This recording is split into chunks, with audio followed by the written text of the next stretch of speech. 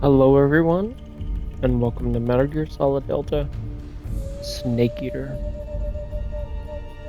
I've been looking forward to this one, so let's not waste any time. Metal Gear 4 was my favorite, personally.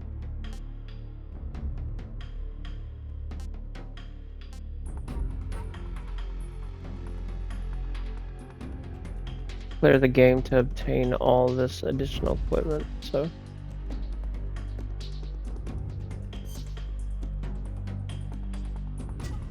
Definitely doing new style. Gonna go through this game just like we did last time.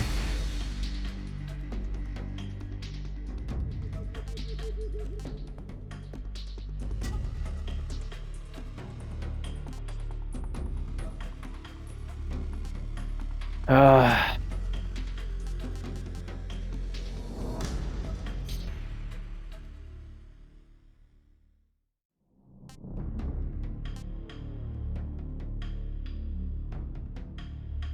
Let's go.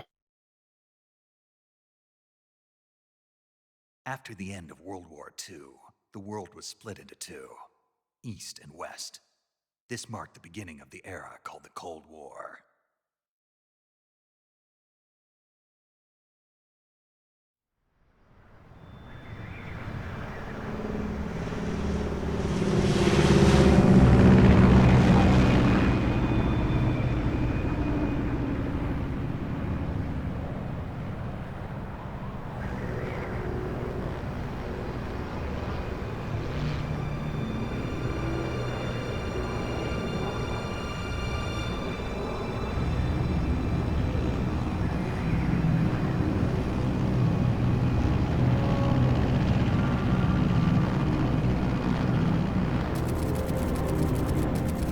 Flying over Pakistan, altitude 30,000 feet.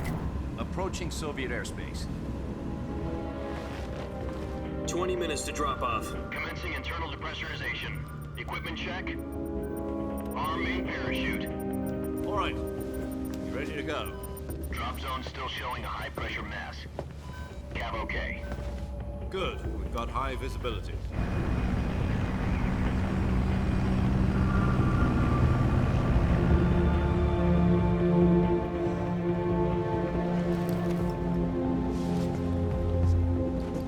Put out that cigar. Connecting oxygen hose to interior connector. Put on your mask.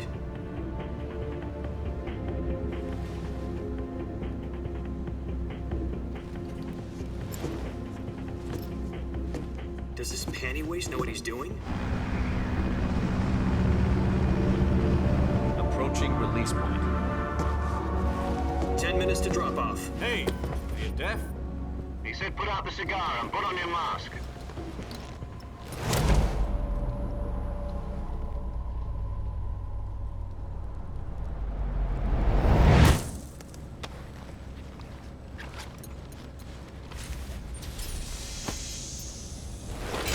Depressurization complete. Checking oxygen supply. 6 minutes to drop off. Opening rear hatch.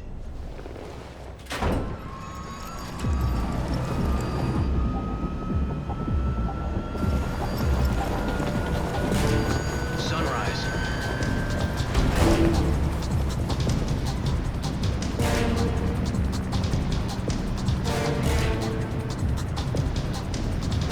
External temperature minus 46 degrees Celsius.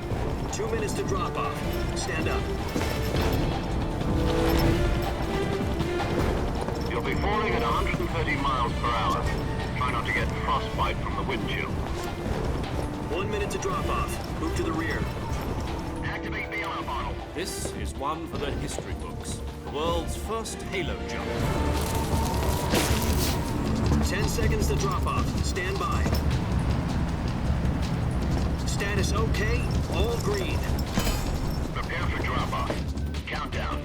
5, 4, 3, 2, 1. Spread your wings And fly. God be with you.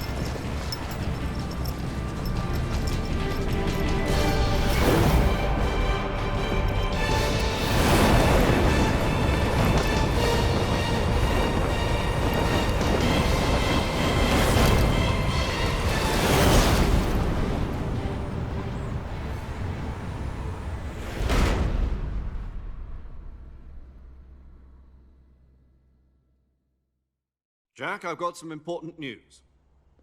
The head of the CIA has finally given us the green light for the Virtuous mission. Virtual mission? No, the Virtuous mission. The future of our Fox unit depends on it. If it succeeds, we'll be officially organized into a unit. Virtuous mission? Sounds like some kind of initiation ritual.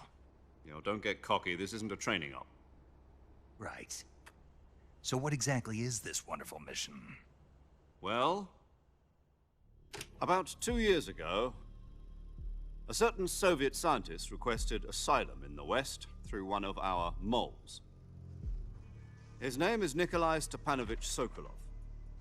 He's head of the OKB-754 Design Bureau, one of the Soviets' top-secret weapon research facilities, and the East's foremost expert on weapons development. Sokolov? Isn't he that famous rocket scientist? The very same. On April the 12th, 1961, the Soviets achieved the first manned spaceflight in history. The Earth was blue, but there was no God. Well spoken. The rocket that carried Yuri Gagarin to orbit was the A-1, known as the Vostok rocket. Sokolov is said to be the man most responsible for the multi-engine cluster used in that rocket. After Gagarin's flight, Sokolov left rocket development to become the head of the newly established Design Bureau. From a lowly technician to head of a design bureau, that's quite a success story, so why'd he want to defect? It seems he'd become afraid of his own creations. Afraid? Call it a crisis of conscience. And for that, he left his country and his family behind and went over the fence? Not exactly. One of his conditions was that his family was also to be taken safely to the West. We used a mole to get the family out first, and succeeded in sneaking Sokolov over the Berlin Wall shortly afterwards. I was the one who conducted the operation. The security on the eastern side was still full of holes back then. Then what? We got Sokolov over in one piece, but the whole ordeal had left him exhausted, and we checked him into a hospital in West Berlin.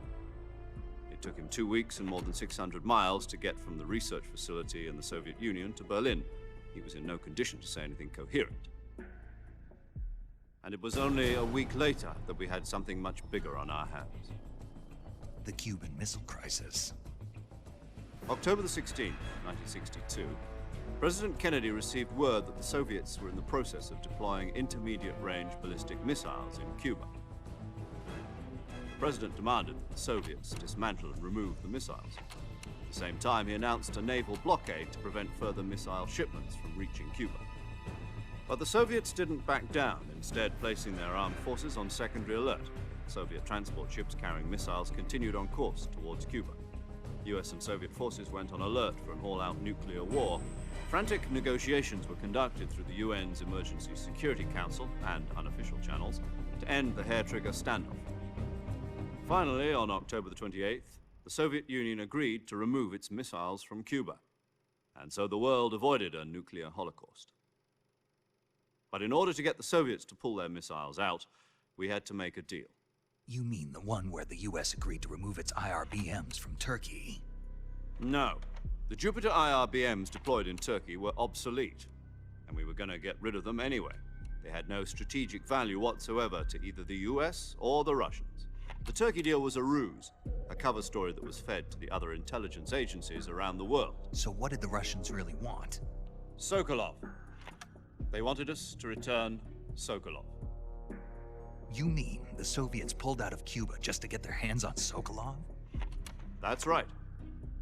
What the hell was he working on? At the time, we had no idea. We were running out of time. It was either give up Sokolov or risk full-scale nuclear war. In the end, we had no choice. President Kennedy gave in to Khrushchev's demand. The next day, I got Sokolov out of the hospital, handing him over to agents on the eastern side. Sokolov kept on screaming, "Save me," until he disappeared from my sight. Then a month ago, we received some new information from one of our moles. About Sokolov? Yes. He was taken back to the research facility and forced to continue working on the weapon in question under KGB supervision. What's more, it's on the verge of completion. So what kind of weapon is it? Something to do with space rockets? No, missiles. Same technology. I guess you're right. We don't know the details, but it appears to be a new kind of nuclear device. For half a year now, the Soviets have been conducting frequent nuclear tests at Semipalatinsk. Something to do with the weapon, I assume. We're talking about a secret weapon so big that Khrushchev was ready to pull out of Cuba to get it back. Is Sokolov still in the facility? No, according to our intelligence, he's in Selinoyarsk, a place in the mountains about 3 miles to the west that's known as the Virgin Cliffs. The Virgin Cliffs. Nice name for a virtuous mission.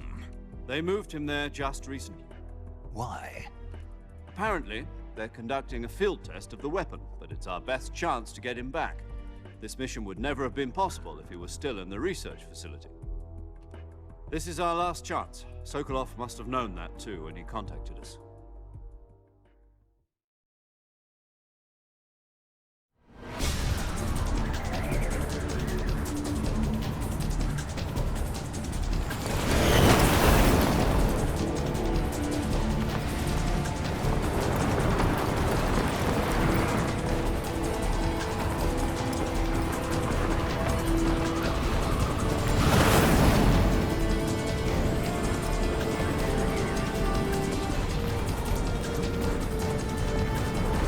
Listen up, Jack. Your mission is to infiltrate Selinoyarsk in the Soviet mountains, ensure the safety of Sokolov, and bring him back to the west.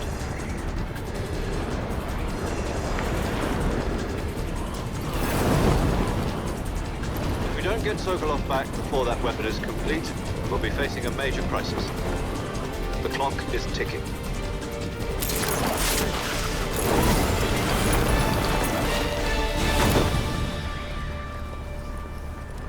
Once we've confirmed the rescue of Sokolov, stand by at the recovery point.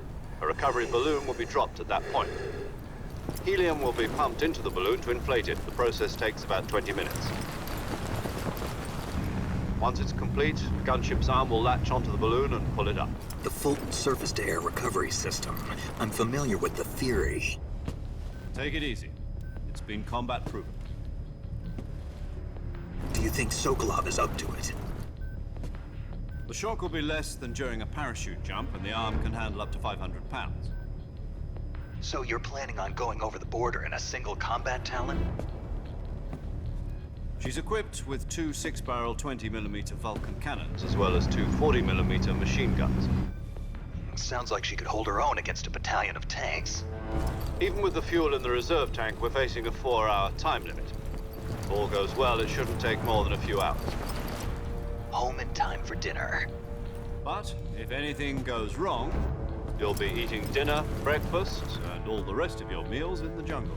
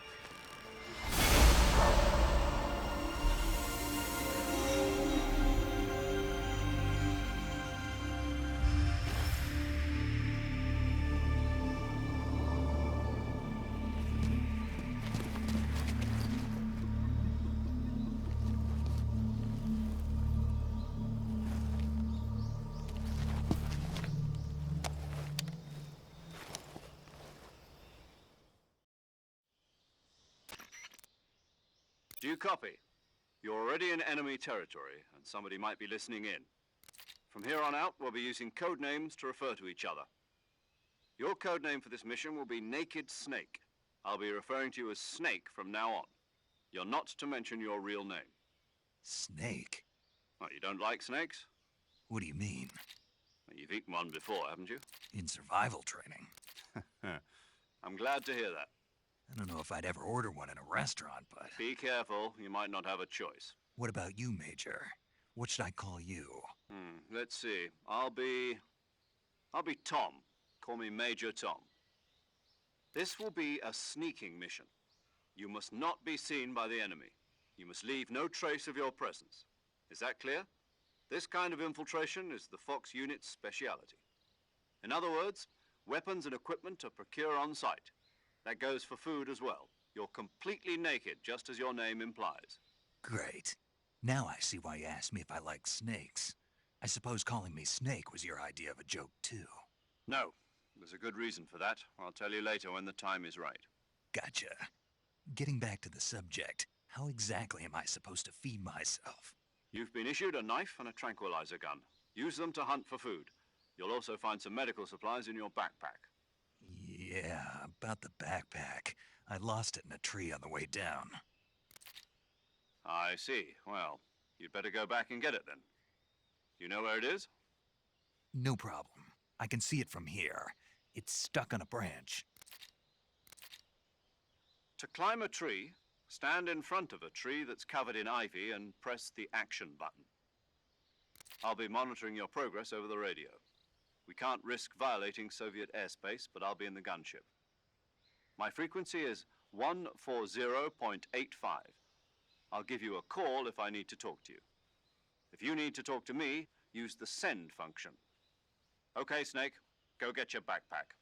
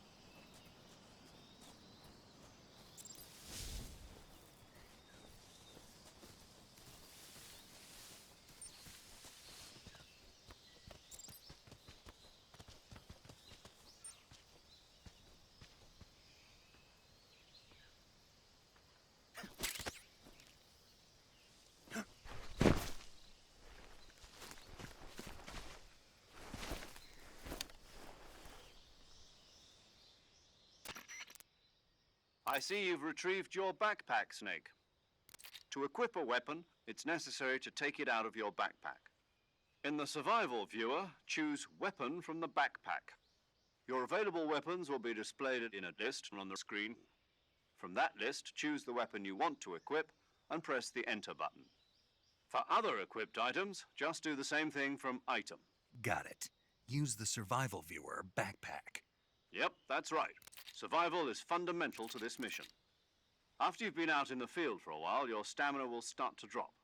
If your stamina gets too low, it'll affect your performance. You won't be able to shoot accurately, for example, and your wounds won't heal as smoothly. Keep an eye on your stamina so you don't run out. To recover lost stamina, you can hunt for local flora and fauna. You can use either your tranquilizer gun or your knife to hunt. My only weapon is a Mark 22 Hush Puppy tranquilizer gun? That's right. It's been fitted with its own suppressor. However, the suppressor will deteriorate every time you fire. Once its durability reaches 0, the noise suppression effect will be gone. So don't get too trigger-happy with it. The suppressor's durability is shown in the icon. Any weapons and equipment beyond what you're carrying now, you'll have to find as you go. I have to find my own weapons and equipment? Whose crazy idea was this, anyway? Solo covert actions are standard Fox operating procedure. You can't leave any traces of your presence. No weapons, equipment, footprints, sweat, or bodily waste. The same goes for bullets and cartridges, too. Your presence in enemy territory is already a violation of international conventions of warfare. There aren't supposed to be any American soldiers in Russia. It could spark an international incident. You can't let anyone see you. You can't let the enemy know you're there. This is a stealth mission. You're a ghost, Snake, in every sense of the word. And there'll be no rescue if you're captured. The military and US government will deny any involvement in the affair. Then I'll just have to take care of myself, huh? I'm afraid so. You've been given a fake death pill for that purpose. SIS guidelines stipulate that soldiers on covert ops like this one be issued a potassium cyanide capsule. Tape it to your body so you can take it when you need to. How generous of you. Use it if you're taken prisoner by the enemy. It'll send you into a state of false death for a short time. Fooling them into thinking that I'm really dead. So, how do I come back to life? Just take the revival pill. You mean that thing they put in my tooth before the mission? That's the one. But be careful. If you remain in a state of false death for too long, nothing will be able to bring you back. Remember that. I'll keep it in mind. You said this was a solo mission, right? Right. I guess that means I can't count on any reinforcements. Correct. The mission rests entirely in your hands. A real one-man army. Relax. There's a support team ready to back you up over the radio. Who? I'll introduce them to you. This time, survival is of utmost importance. The first member of the support team will be in charge of monitoring your physical condition, acting as a medic, so to speak, as well as recording your mission data. She's a member of Fox as well, and she's here on the gunship with me. She. Hello, Snake. I'm paramedic. Nice to meet you. Paramedic. As in a medic who comes in by parachute. Aren't you going to tell me your real name? Are you going to tell me yours, Mr. Snake? My name, huh? It's John Doe. And they call you Jack for short. You're a regular Captain Nemo.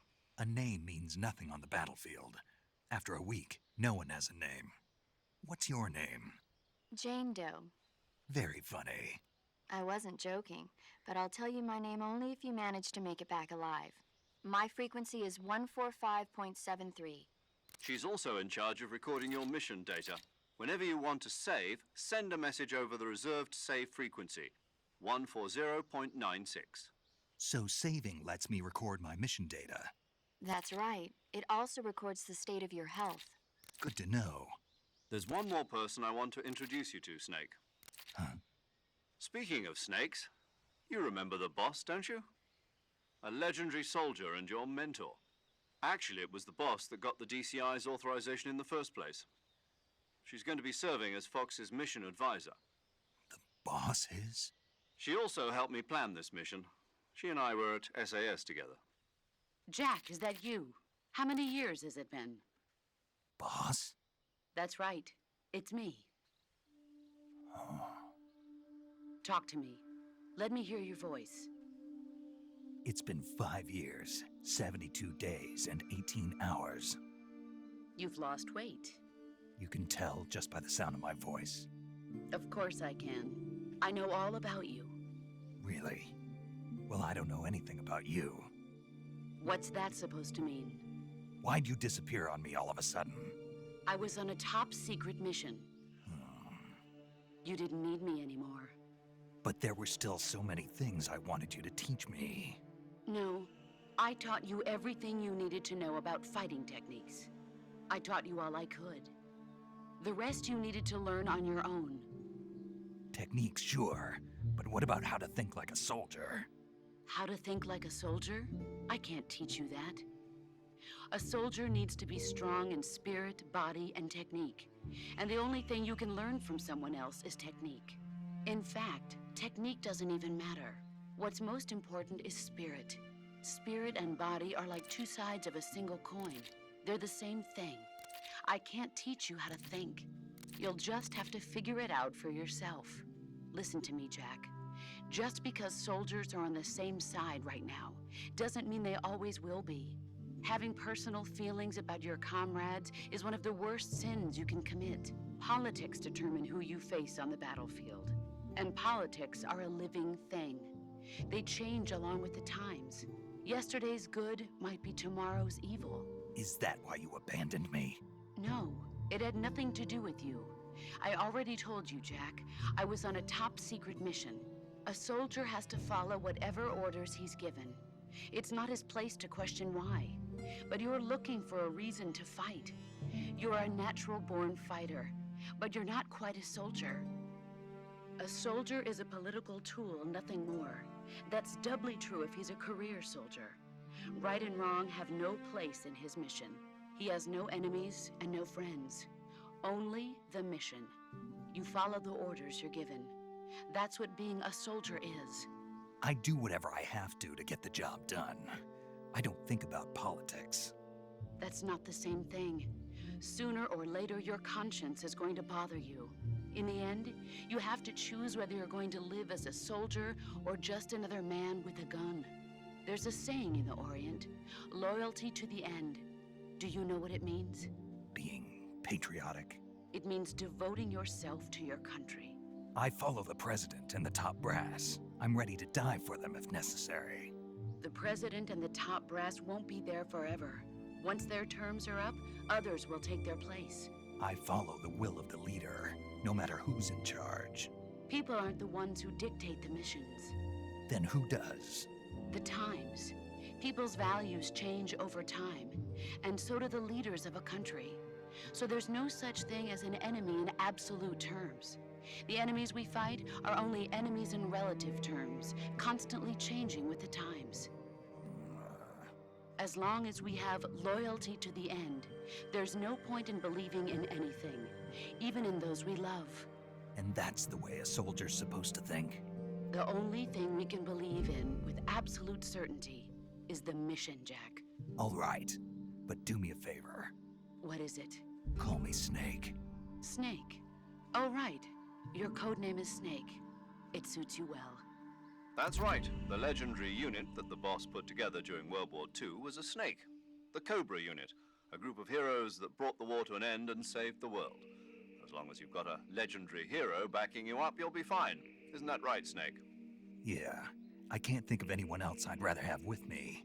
Oh, and one more thing, boss. Yes? It's good to hear your voice again. Same here. After all, who knows if either of us will make it out alive? Snake, you are always best at urban warfare and infiltrating buildings. But this is the jungle. Survival is going to be key. Those CQC techniques I taught you are sure to come in handy. CQC? Close quarters combat, huh? I've been in the Green Berets for the past few years. I'm probably pretty rusty. Not to worry. I'll be here to help you remember. After all, this is your first actual survival mission. I'll be supporting you over the radio. Where are you, boss? Next to the Major? The boss is communicating with us by radio from aboard a Permit-class submarine in the Arctic Ocean. My frequency is 141.80. Call me if you need my advice on battle techniques. Gotcha. Your mission is to retrieve Dr. Sokolov. Dr. Sokolov is being held in an abandoned factory located to the north of your current position. Avoid heavy combat and don't let anyone see you. Don't forget that this is a stealth mission. Snake, try to remember some of the basics of CQC.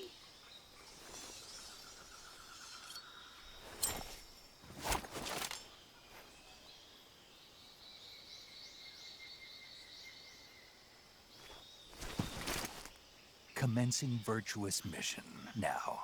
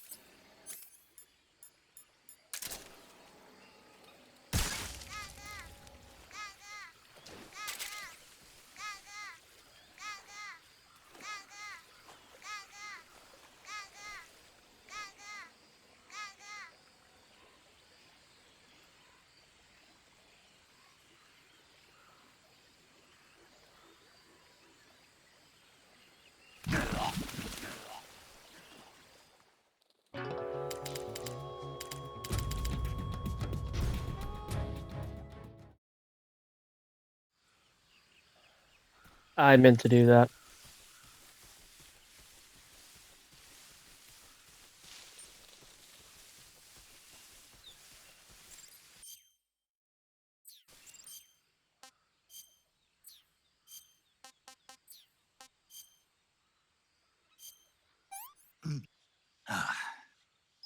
I want some more.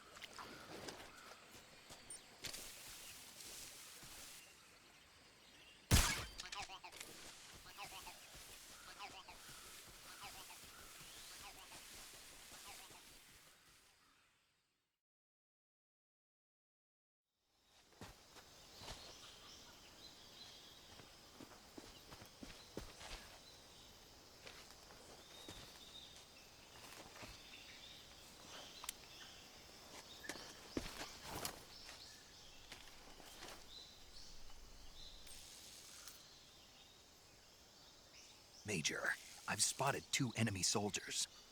They're probably KGB troops sent to guard Sokolov. AK-47s and grenades.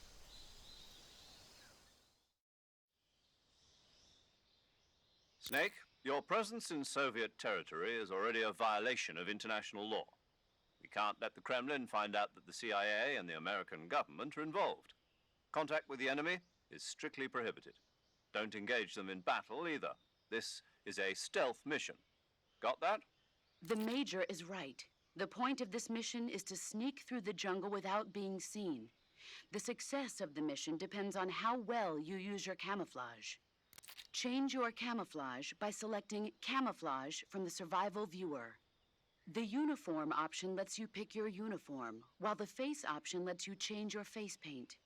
Choosing camouflage that blends in with your surroundings will help you conceal yourself more effectively. Also, don't forget that anything that moves will stand out in the jungle. If you just stand up and run around like an idiot, you're bound to be spotted. But if you crawl instead, you should be able to sneak by without being noticed. You can see how effective your camouflage is by looking at the Camo Index. The Camo Index shows how well your current camouflage blends in with the surrounding area. The higher the value, the harder you are to spot, and vice versa. The key is to make yourself one with nature. Keep that in mind as you go along, okay?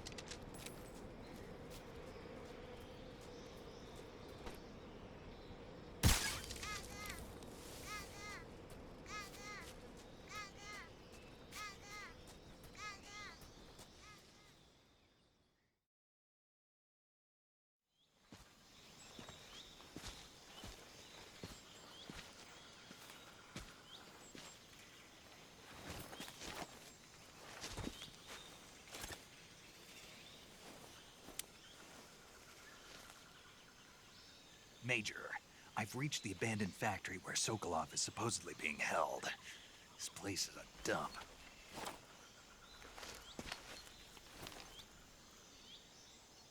I can't see Sokolov from here. The security is pretty tight. There are sentries posted around the perimeter. I wonder how many are inside.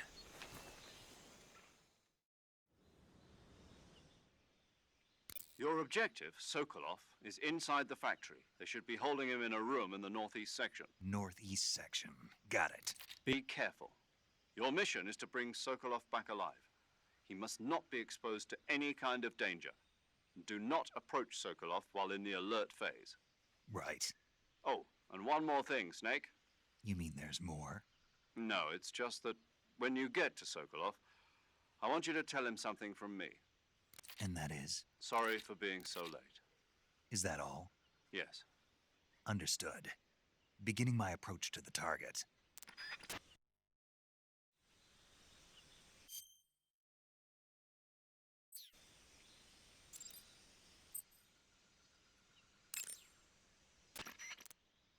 Saving the game, Snake?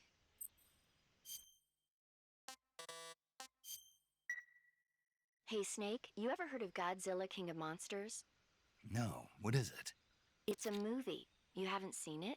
Nope. It's about this monster called Godzilla, who grows to an enormous size in a nuclear test and goes on a rampage in Tokyo. Nuclear test, huh?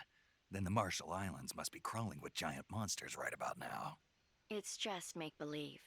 Maybe that's why my pants have been so tight lately. Snake, it's a movie, not a report out of Los Alamos. I know. So then what happened? Godzilla is immune to all weapons, and humanity has no way to stop the monster. Dr. Shirazawa develops a new type of weapon, but meanwhile Godzilla is getting closer and closer to Tokyo, obliterating everything in his path. It was originally a Japanese movie, but they made an American version too. I recommend seeing the original Japanese one if you ever get the chance.